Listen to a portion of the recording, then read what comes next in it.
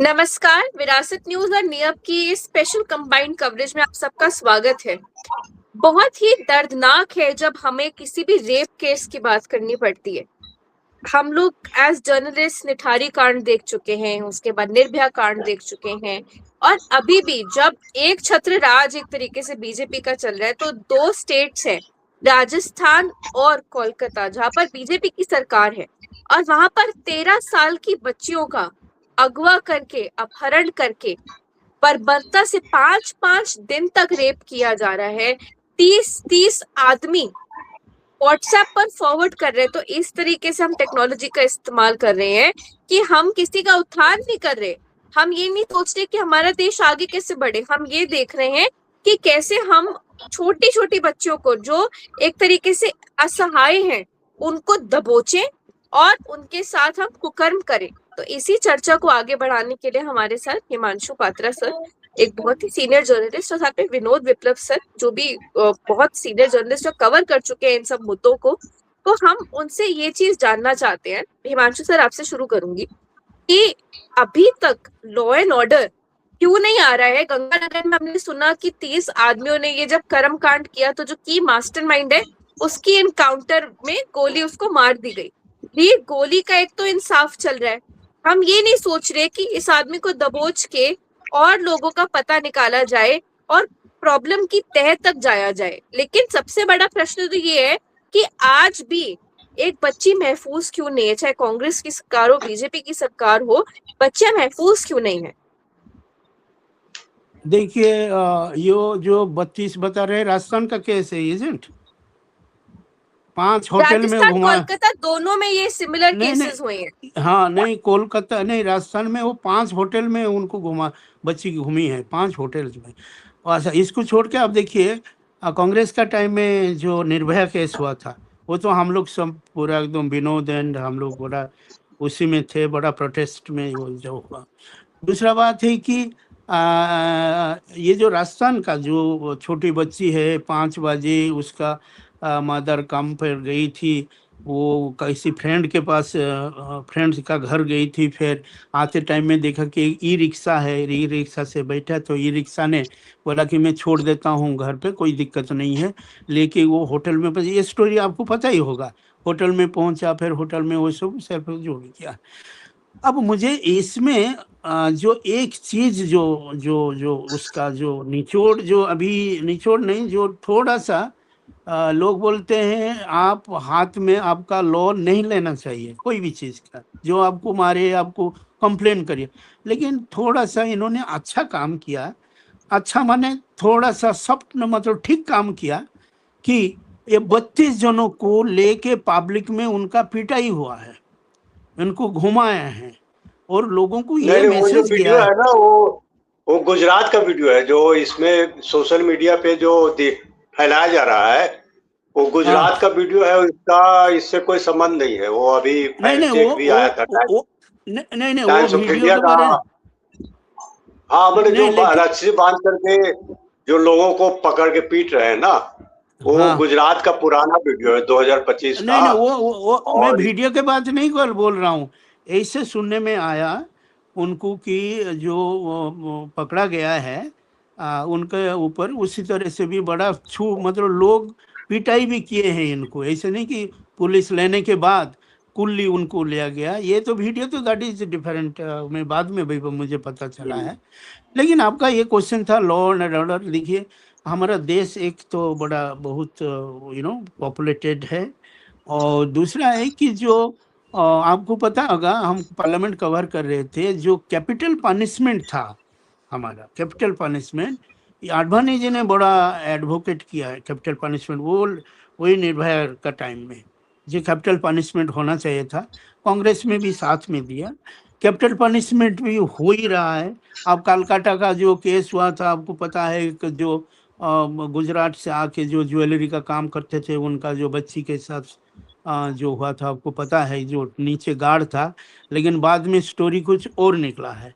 देखिए, ये कानून जो है हमारा हमारा कानून में बता रहा हूँ कि all the purposes it is good, but only implementation and the alertness, वो बच्ची को जब ये इमीडिएटली खोजना शुरू कर देते हैं, कि यूपी में बहुत सारे केस है कि आप पहले था 24 घंटा के बाद आप मिसिंग का रिपोर्ट दर्ज करेंगे, 24 घंटा में तो सब कुछ खत्म हो जाता है। तो ये law is enough what I understand, लेकिन हमारा वो स्मार्टनेस नहीं है, इमीडिएटली रेस्पॉन्ड करना है। और दो सबसे जो चीज़ें हम आसपास भी देख रहे हैं, पुलिस का उस तरह से निगरानी नहीं है कि कहाँ पर क्या चीज़ हो रहा है। सिर्फ पुलिस, आप देखिए, मैं देखता हूँ हमारा around here, I am in this Ghaziabad area, जो राजनगर एरिया, इसमें क्या है कि पुलिस वैन मिलेगा और सब वो चाटिंग में लगे रहते हैं, कोई खा रहा होगा, ये होगा, उनका कोई नज़र नहीं है। अपार्ट फ्रॉम दैट आप देखिए, जैसे कि हमारा सोसाइटी, जो भी सोसाइटी है, आसपास लोग हैं, बाहर वो काम करना चाहिए। अमेरिका में क्या होता है, बड़े बड़े स्टेट में, हम अमेरिका बात क्यों करते हैं, मैं एक स्टोरी बताऊंगा, बड़ा इंटरेस्टिंग स्टोरी है। ये क्रिमिनल्स को ऐसे फॉलो करते हैं, काम होने से पहले इसको पकड़ लेते हैं। एक रेस्टोरेंट का केस था, तो they are into civil dress for the 7 days। उनका टीम डिवाइड हुआ करता था, एक स्मेल थोड़ा सा इनको नज़र कुछ आता है तो डिवाइड हो जाते हैं। लेकिन यहाँ पर क्या होता है कि सब चीज़ होने के बाद ये बाद में पहुँचते हैं। तो ये जो अलर्टनेस है ना, ये इसमें बहुत कमी है।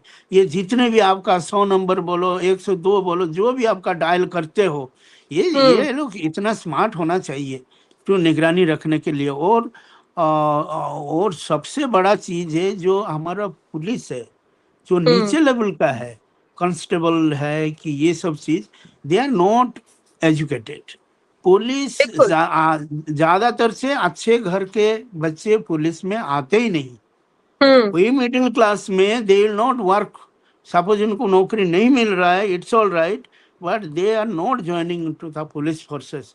थोड़ा सा अपर रैंक में, कमांडेंट रैंक में हो, CIF में, वो चले जाते हैं, न तो यहाँ डायरेक्ट सब इंस्पेक्टर आते हैं। नीचे लेवल, तो नीचे लेवल का जो एजुकेशन नहीं है, पॉलिसिंग नहीं है, केस से डील करना पता नहीं, they are not having that knowledge, उनको सेंस नहीं है, सर इवन बहुत कमियां हैं। सेंसिटिविटी, आप विनोद सर हाँ, देखिए कि सेंसिटिविटी, कस्टोडियल राइट। रेप्स हुए हैं, कस्टोडियल रेप्स की कहानी हमको पता है। सेकेंडली, इंडियन जो फोर्स है, इंडियन जुडिशरी है, वो क्राइम होने के बाद तक का वेट करती है। और आज का रेपिस्ट क्या कर रहा है, वो रेप करके मर्डर कर रहा है, बैग में बच्चियां भर रहा है, वो बच्ची को जिंदा नहीं जाने दे रहा है, फॉर द सिंपल रीजन कि इसका पता लगेगा तो हमारा भंडाफोड़ हो जाएगा। मतलब अभी 29 साल का एक कैब ड्राइवर था, उसने भी फरीदाबाद में एक सड़क पे सोती हुई बच्ची को उठा के उसके साथ कुकर्म किया और उसको वहीं पत्थर से दबाकर मार दिया, इस उम्मीद में कि शायद से फरीदाबाद के उस जंगल वाले एरिया में, जो हम गुड़गांव का रास्ता जहाँ से लेते हैं अरावली हिल्स का, कोई उसको पकड़ नहीं पाएगा, वो दिखेगा नहीं। इतना ये संगीन मामला है। आप दोनों इस पैनल पे आदमी हैं, आप दोनों किसी के बेटे हैं, किसी के पति हैं, किसी के बाप हैं, किसी के भाई हैं, और जब आप ऐसे केसेस देखते हैं तो मतलब आपका एक तरीके से खून नहीं खौलता ये सोच के कि अभी तक हम लोग पुलिस के ऊपर इस रिस्पॉन्सिबिलिटी को डाल रहे हैं, लेकिन आदमी की इंसानियत कहाँ है? कि एक तरफ तो मर्यादा पुरुषोत्तम राम थे, एक तरफ वो कृष्ण थे जिन्होंने 16,000 औरतों की आबरू बचाने के लिए उनसे शादी कर ली, और अब ऐसे दरिंदे हैं। अब हमें बस रावण ही रावण मिल रहे हैं हर जगह। ये देखिए, ये सोसाइटी में जो पुरुषों की मानसिकता है वो तो है ही, बहुत पुराने समय से इसी तरह की मानसिकता पाशविक जो हमारा समाज रहा है, उसी मानसिकता को लेकर के अभी उसको ढो रहे हैं। लेकिन इस पे लगाम लगाने के लिए सबसे ज्यादा जरूरी है जो कानून व्यवस्था है उसको, उसमें कड़ाई होनी चाहिए।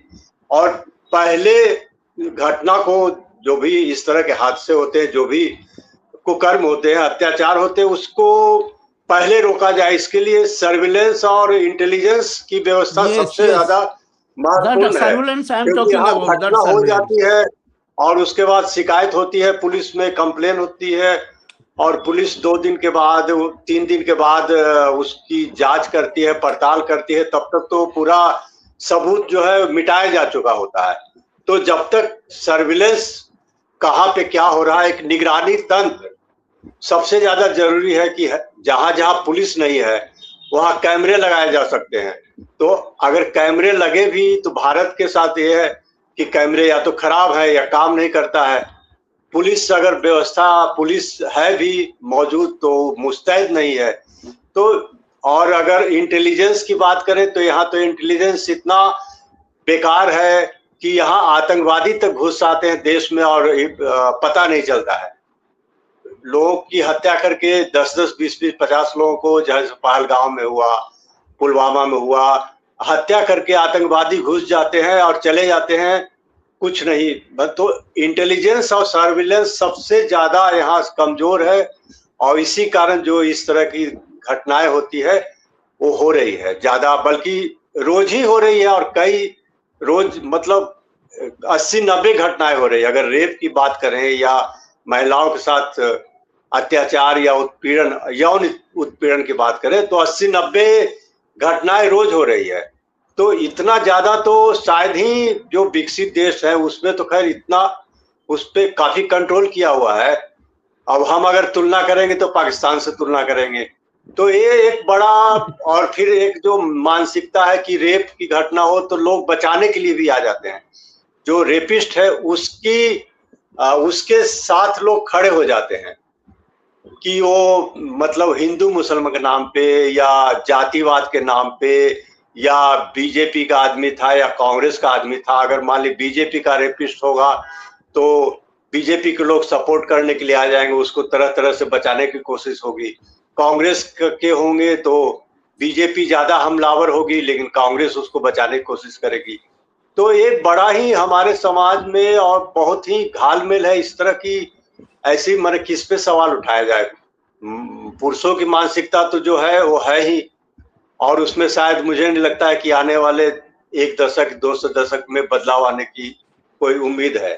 तो जब तक कानून व्यवस्था और कड़ाई से दंड नहीं दिया जाएगा, सर्विलेंस की व्यवस्था नहीं होगी, इंटेलिजेंस की व्यवस्था नहीं होगी, पुलिस जो है तत्पर नहीं होगी, उसमें सेंसिटिविटी संवेदनशीलता इस तरह के मामलों पे नहीं होगी, तो ये तो चलता ही रहेगा। बल्कि हम लोग कोसते रहेंगे समाज को, मानसिकता को और पुलिस व्यवस्था को। लेकिन जब तक सरकार की ओर से कोई पहल है, क्या दिख रही है पहल? मतलब अगर देखा जाए तो बुलडोजर चला करके गिरा दिया या वहां पे उसको पुलिस इनकाउंटर में मार दिया, तो इससे थोड़े ही रुक जाएगा।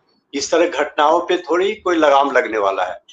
इसके लिए पुलिस तंत्र को और सर्विलांस को, इंटेलिजेंस व्यवस्था को मजबूत किया जाए, ये जरूरी है।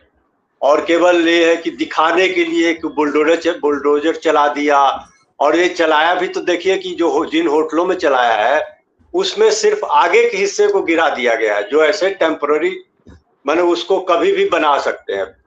तो इस तरह से एक दिखावा ही है कि एक किसी का इनकाउंटर कर दो या बुलडोजर से गिरा दो या कुछ एक्टिविटी दिखा देगी सरकार की ओर से, कुछ ऐसा दिखाने के लिए। मतलब इसमें कोई इन डेप्थ नहीं है कि हम कैसे आगे उन घटनाओं को रोके। इसके बारे में ना कोई चर्चा हो रही।